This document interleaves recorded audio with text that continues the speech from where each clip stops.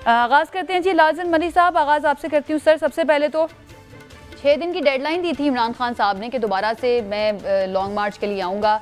6 दिन की डेडलाइन ख़त्म हो गई है, लेकिन अब ये कह रहे हैं कि सुप्रीम कोर्ट पहले फ़ैसला करे, इजाज़त दे लॉन्ग मार्च करने की। लेकिन सुप्रीम कोर्ट रजिस्ट्रार ऑफिस की जानिब से एतराज़ लग गया आपकी दरख्वास्त पर।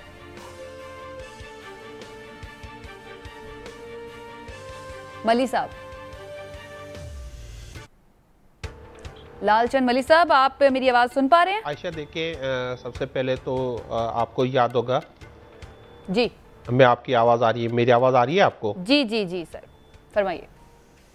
देखिए, सबसे पहले तो आपको ये याद रखना होगा कि हमारी हुकूमत के दौरान पाकिस्तान पीपल्स पार्टी, JUI, PDM इन सब ने लॉन्ग मार्चेस किए। वो इस्लामाबाद तशरीफ़ ले आए, पाकिस्तान तहरीक इंसाफ ने उनको फैसिलिटेट किया। ये सब कुव्वतें जो आजकल हुकूमत में हैं, ये खुद को बड़ी जमहूरी ताकतें और पार्टियां समझती हैं, और हम समझते थे कि इनको हमने इतना अकोमोडेट किया था तो इनमें भी कुछ ना कुछ ज़रूर आँख में कुछ होगा, और ये गैर जमहूरी, गैर कानूनी, गैर इखलाकी और फाशिस्ट जो है हथकंडे इस्तेमाल नहीं करेंगे। लेकिन आपने देखा इन्होंने वो किया कि तारीख का बदतरीन तशद्दुद किया गया। इतना तो तशद्दुद आमरीत के दौर में भी नहीं हुआ सियासी कारकुनों पे जिन्होंने तशद्दुद किया। उसके बाद जो शेलिंग की गई है पाकिस्तान की तारीख में, इतनी एक दिन में इतनी ज़्यादा शेलिंग कभी नहीं की गई। सियासी कारकुनों को गिरफ्तार किया गया, उनके घरों की चादर और चौधरी को पायमाल किया गया, घरों में दाखिल होकर रात को जो कारकुनों को गिरफ्तार किया गया। और एंटी टेररिज्म देखो, ये पाकिस्तान तहरीक इंसाफ के कारकुन थे, उन पे दहशतगर्दी के मुकदमात भी बनाए गए। और जब खान साहब यहाँ पहुंचे तो उन्होंने सेंस किया कि ये हुकूमत चाहती है कि ब्लड शेड हो, ऐसा माहौल पैदा हो जिससे अनारकी बढ़े और मुल्क इस डिसेबिलिटी की तरफ जाए, मुल्क के हालात ख़राब हो जाए, जो हम समझते हैं कि बैरूनी एजेंडा भी है। उस सारे मामले को अवॉइड करने के लिए हमने फैसला किया कि सुप्रीम कोर्ट के थ्रू इस हुकूमत को पाबंद किया जाए कि वो इस हथकंडों का इस्तेमाल ना करे, और पाकिस्तान तहरीक इंसाफ या किसी भी सियासी पार्टी को हक दे, जो आइन उनको हक देता है। आर्टिकल जो हमारे आइन के हैं 15, 16, 17, 18 वॉटेवर, और फंडामेंटल जो राइट्स हैं उसको वो जो है मस्क ना करें, उनको अपने ताकत के जोर पे ना रोकें। वो सियासी लीडरान इस हुकूमत में एतराज लग गया है, और रजिस्ट्रार ऑफिस ने ये कहा है कि इस नुक्ते पर ऑलरेडी सुनवाई हो गई है। और अगर हम थोड़ा सा जो आज फैसला आया है उसको देखें, आयशा, उस फैसले में करार दिया गया कि पूरा अमन एहतजाज आईनी हक है, लेकिन ये रियासत की इजाजत के साथ हो सकता है। तो एक यानी कि इसमें कहा गया है कि आपको जाकर इंतजामिया और हुकूमत से ही बात करनी पड़ेगी अगर आप एहतजाज करना चाह रहे हैं तो। आयशा, जहाँ अब आप एतराज़ की बात कर रहे हैं तो देखें, ये एक नॉर्मल प्रोसीजर्स है कोर्ट के, उस पर एतराज़ात लगते रहते हैं, और उसका एतराज़ दूर करने के बाद दोबारा वही एप्लीकेशन या पिटीशन दाखिल की जा सकती है। पहले जो पिटीशन थी वेन्यू के डिसीजन के बारे में थी, एक उनका वो आया था, लेकिन ये नहीं था क्योंकि हमने भी इतने पूरे अरसे में ऐसा कुछ नहीं किया जिसमें कोई लॉ एंड ऑर्डर का मसला पैदा हो। और हमने 2014 में भी धरना दिया था, लेकिन हम पुरअमन थे, हम डी चौक पे बैठे हुए थे, पूरा 120 दिन बैठे। हमने कोई ऐसी चीज़ नहीं की जो लॉ एंड ऑर्डर के ज़मरे में आती हो। हम अब भी यही चाहते हैं, और हम सुप्रीम कोर्ट को चाहेंगे और दोबारा उनको करेक्शन के साथ जाएंगे पिटिशन में कि वो इस हुकूमत को पाबंद करे कि वो हमारे जमहूरी हक को स्नैप ना करें। ठीक है, नादिर कबूल साहब, अगर दोबारा आती है पाकिस्तान तहरीक इंसाफ, लॉन्ग मार्च करती है या धरना देने के लिए आती है, तो दोबारा से इसी तरह से रोका जाएगा? देखिए आयशा, मैं मलिक साहब की बातें सुन रहा था। पहली बात तो मुझे इससे इख्तलाफ है कि इन्होंने कोई रुकावटें नहीं की। इन्होंने अपने तौर पर भी बड़ी कोशिश की। पाकिस्तान पीपल्स पार्टी का जो लॉन्ग मार्च था, इन्होंने बहुत कोशिश की, पंजाब में स्पेशली, सिंध में तो जाहिर सी बात नहीं थी, मगर पंजाब में इन्होंने जगह जगह रुकावटें पैदा करने की कोशिश की, और जर्नलिस्ट के खिलाफ भी रुकावटें कोशिश करने की पैदा की। और दूसरी बात, एक बहुत अहम बात मैं ये करने जा रहा हूँ कि जाहिर सी बात है, अगर एक फैशिस्ट मूवमेंट आप रन कर रहे हैं, जिस तरह आपके लीडर इमरान खान खुद एतराफ़ कर चुके हैं कि आपके जो वर्कर्स थे उनके पास असला था, आपके KPK के जो CM है वो खुद प्रमोट कर रहे हैं कि आपके जो असला लेकर आए, तो आगे से आप क्या उम्मीद रखते हैं हुकूमत से? हुकूमत देखें सिर्फ पीटीआई या पीपल्स पार्टी या नून लीग की नहीं होती है, हुकूमत पूरे मुल्क की होती है, हर शहरी की होती है। अगर हुकूमत ये फील कर रही है कि आप एक आम पाकिस्तानी जिसका कोई लेना देना नहीं है लॉन्ग मार्च से, वो he going about running his day and his business, उसके आप जिंदगी में रुकावट या मुश्किलात क्रिएट कर रहे हैं, तो उसकी जिम्मेदारी है कि इस तरह के फैशिस्ट लॉन्ग मार्च या एक वायलेंट प्रोटेस्ट को रोकने के लिए जो भी इकदाम उठा सके उसको उठाना चाहिए।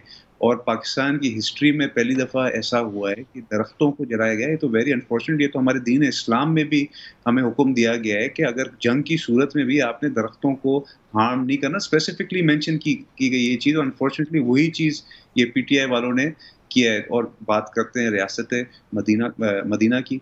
देखिए, पहली बात तो ये है, जो लोग इस लॉन्ग मार्च में आ रहे थे वो भी पाकिस्तानी थे और उनका हक भी है अगर वो एहतजाज करना चाहते हैं। तो क्या आप लोगों के पास ऐसे कोई सबूत मौजूद थे जिसकी बिना पे आपको लगा कि ये एक फाशिस्ट जो है तहरीक चलाने के लिए आ रहे हैं इमरान खान साहब? किस बिना पर उनकी ये तहरीक जो थी या लॉन्ग मार्च था उसको इस तरह से रोकने की कोशिश की गई थी? देखिए आयशा, बिल्कुल हम मानते हैं कि हर पाकिस्तानी बल्कि दुनिया के किसी भी जमहूरी मुल्क में उस मुल्क के शहरियों को पूरा हक होता है एक जमहूरी और पुरअमन एहतजाज रिकॉर्ड कराने का। मगर इनके केस में हमने बहुत सारे इनके वर्कर्स पहले से पकड़े। देखिए, हुकूमत के पास इंटेलिजेंस एजेंसीज होती है, इंटेलिजेंस ब्यूरो होता है और इदारे होते हैं, पुलिस होती है, सबके पास पुलिस के अंदर एक इंटेलिजेंस विंग होता है। तो उन्होंने बताया था कि इन्होंने अपने वर्कर्स को बेसिकली कन्विंस किया है कि आपने लड़ने के लिए आना है, आपने law and order situation create करना है। इनके बहुत सारे वर्कर ने पकड़े। एक तो वो मशहूर है ये न्याजी एक्सप्रेस वाला, उसको हमने पकड़ा है। उसके पास कोई 25 से 30 सब मशीन गन्स निकले और इनके लीडर। अब सवाल ये है नादिर साहब, 25 मई को ही सुप्रीम कोर्ट ने इजाज़त भी दी थी और हुकूमत को कहा भी था कि रास्ते से रुकावटें हटा दी जाएं। उस दिन ये सारे सबूत जो आप कह रहे हैं, इंटेलिजेंस रिपोर्ट्स भी थी, असलहा भी पकड़ा गया था, ये अदालत में क्यों पेश नहीं की गई? अदालत को क्यों कन्विंस नहीं किया गया कि ये तहरीक ठीक नहीं चल रही है या जो ये करने के लिए जा रहे हैं ये लड़ने मरने के लिए जा रहे हैं? देखिए, अदालत में हुकूमत ने अपना केस बिल्कुल पुटअप किया और जो उस वक्त सबूत हमारी लीगल टीम के पास थी उन्होंने आगे से पेश किया। मगर मज़े की बात आपको बताऊं कि जैसे ही अदालत का अहकामात आए कि इनको प्रोटेस्ट करने दिया जाए, तभी इन्होंने अपना प्रोटेस्ट कॉल ऑफ कर दिया। इसका सबसे बड़ा सबूत ये बात खुद है कि जब तक इनको लग रहा था कि आगे से रेजिस्टेंस मिलेगी, इन्होंने कहा था कि हम इशू बनाएंगे, लॉ एंड ऑर्डर सिचुएशन बनाएंगे, पाकिस्तान के अंदर खूबसूरती करेंगे। जब इनको पता चल गया कि अब हुकूमत रुकावट हटाने जा रही है और इनको खुला छूट देने जा रही है, ये खुद भी पीछे हो गए। इन्होंने कहा अब तो मजा ही नहीं आएगा, अब तो पार्टी खत्म होने लगी है, तो घर चले जाओ। यानी आप ये मान रहे हैं कि इनकी पार्टी तब तक ही थी, आपको पता था कि ये पार्टी तब तक ही है जब तक इनको रुकावटें और रेजिस्टेंस का सामना है, लेकिन उसके बावजूद ये रेजिस्टेंस हुकूमत ने दी। बहरहाल आगे बढ़ती हूँ मैं। बैरिस्टर साहब, सबसे पहले तो आज जो ये फैसला आया है इसके ऊपर हमने पहले भी देखा है कि जब भी इस तरह के कोई फैसले आते हैं तो जो फरीक़ैन हैं वो मिठाइयाँ खाना शुरू कर देते हैं कि जी हमारे हक में फैसला आ गया। ये फैसला फ़िलहाल अभी 7 दिन का वक्त दिया है, 7 सवाल पूछे गए हैं। किसके हक में है ये फैसला? PTI के हक में है, हुकूमत के हक में है, इंतज़ामिया के हक में है? क्या कहता है ये फैसला? पहली तो बात ये जी कि ये फैसला जो है ये आइन के हक में है, ये किसी पॉलिटिकल पार्टी के हक में नहीं। और बड़ा कॉन्शियसली इसके अंदर वर्ड पॉलिटिकल पार्टी इस्तेमाल किया गया है, PTI या किसी और का जमात का नाम नहीं लिया गया। और ये बड़ा इंटरेस्टिंग और बड़ा खूबसूरत फैसला है जस्टिस बंदियाल साहब ने लिखा है। उसमें ये चीज़ उन्होंने 3 चीज़ें बड़ी इंपॉर्टेंट है जो क्लियर कर दी हैं। एक तो उन्होंने ये कहा है कि जो पीसफुल प्रोटेस्ट है वो हर शख्स का, इवन पॉलिटिकल जमात का भी एक कॉन्स्टिट्यूशनल राइट है जो कि सब्जेक्ट टू है परमिशन फ्रॉम द स्टेट। साथ ही उसी पैराग्राफ में आगे बात करते हैं कि ये जो रिस्ट्रिक्शन है, स्टेट इस परमिशन को सिर्फ तब विदहोल्ड कर सकती है अगर आर्टिकल 15 और 16 के अंदर रीजनेबल रिस्ट्रिक्शंस जो है उनका कोई वायलेशन का चांस है। और आर्टिकल 15 और 16 राइट टू असेंबली है और अपना मार्च करने के राइट हैं, प्रोटेस्ट करने के राइट्स हैं। और उसमें क्या कुछ आ सकता है, यानी कि अगर आप किसी खतरे की पेशगी है, कोई ऐसी बात है कि कोई दहशतगर्दी का हमला होने का चांस है या कोई ऐसे मामला। और उससे भी इंटरेस्टिंग बात, सुप्रीम कोर्ट की एक साबिका 2019 की जजमेंट पर रिलाय करते हुए वो ये कहते हैं कि इस बैलेंस की अगर कोई वायलेशन स्टेट करती है तो वो फिर अदालतें जो हैं उनके अंदर आ सकता है। तो अगर आप इसको होलिस्टिकली देखें तो सुप्रीम कोर्ट ने एक लाइन में ये कहा है कि right to protest, right to assemble is a fundamental right जो कि हर शख्स के पास मौजूद है, which is subject to a reasonable restriction. अब देखना यह है कि जो उस दिन मामला हुआ क्या वो रिस्ट्रिक्शन रीजनेबल थी कि नहीं थी।